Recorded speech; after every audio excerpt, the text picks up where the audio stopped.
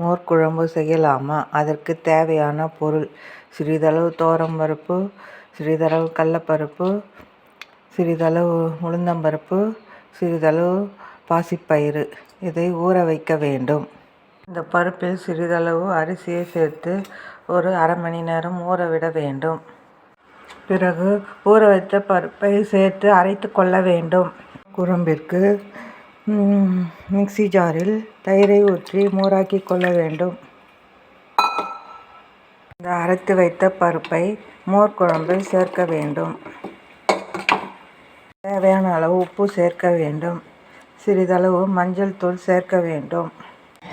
மோர் குழம்பை நன்றாக கிளறி அடுப்பை சிம்மில் வைத்து நுரை வரும்போது அணைக்க வேண்டும்.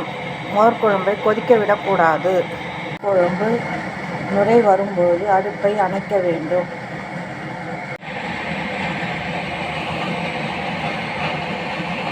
அடுப்பில் கடாய் வைத்து கடுகு சேர்த்து கடுகு பொரிந்ததும்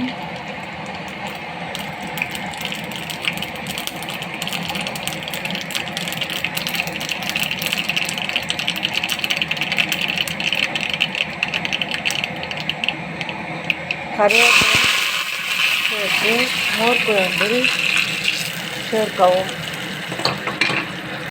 மோர் குழம்பு கலக்கவும்.